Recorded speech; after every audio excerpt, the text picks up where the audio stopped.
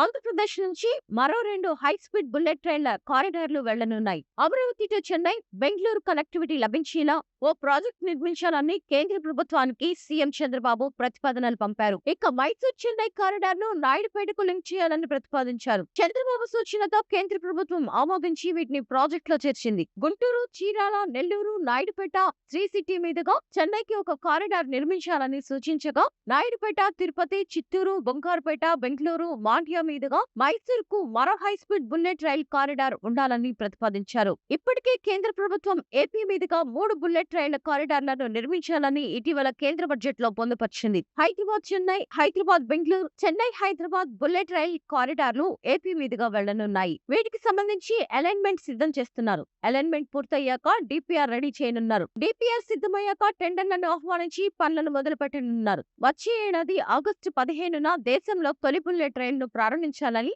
Railway శాఖ ఇప్పటికే dead line పెట్టుకుంది. ఇందుకు సంబంధించిన పనులు వేగంగా మొదలు పెడుతోంది. Mumbai Ahmedabad bullet rail corridor తొలి బుల్లెట్ రైలు ప్రారంభించనున్నారు. ఇక హైదరాబాద్ చెన్నై, హైదరాబాద్ బెంగళూరు కారిడార్లకు సంబంధించి అలైన్మెంట్ సర్వే కూడా కొనసాగుతుంది. రాష్ట్ర ప్రభుత్వాలతో కలిసి కేంద్రం భూసేకరణ చేపట్టనుంది. ఇందుకోసం రాష్ట్ర ప్రభుత్వాలతో రైల్వే శాఖ చర్చలు జరుపుతోంది. కూటమి సర్కార్ అమరావతి అభివృద్ధి దృష్టి సారించింది. ఇటీవల పార్లమెంట్ లో అమరావతి ఏకైక రాజధానిగా చట్టబద్ధత కల్పించింది. బిల్లు పార్లమెంట్ లో ఆమోదం పొందడంతో అమరావతిలో పనులు వేగవంతం చేయాలని ప్రభుత్వం నిర్ణయం తీసుకుంది. అమరావతి నుంచి రైలు కనెక్టివిటీ ఇతర నగరాలకు ఉండేలా ప్లాన్ చేస్తోంది. బస్సుతో పాటు రైలు కనెక్టివిటీ పెంచేలా అడుగులు వేస్తోంది. అమరావతిని చెన్నై, బెంగళూరు, హైదరాబాద్ లాంటి నగరాలతో కలిపేలా కనెక్టివిటీ తీసుకురావాలని ప్రణాళికలు రచిస్తోంది. ఆ ప్రణాళికల్లో భాగంగా బుల్లెట్ రైలు కారిడార్లను ప్రతిపాదిస్తోంది. ఇక Vijayawada, Bengaluru high speed rail corridor ను కూడా రైల్వే శాఖ ఇప్పటికే ప్రతిపాదించిన విషయం తెలిసిందే. ప్రస్తుతం విజయవాడ, విశాఖపట్నం రూట్ లో రద్దీ ఎక్కువగా ఉంటుంది. ప్రయాణికుల రద్దీ రైళ్లలో ఎక్కువగా ఉంటుంది. దీంతో ఆ మార్గంలో హై స్పీడ్ రైల్ కారిడార్ తీసుకొస్తే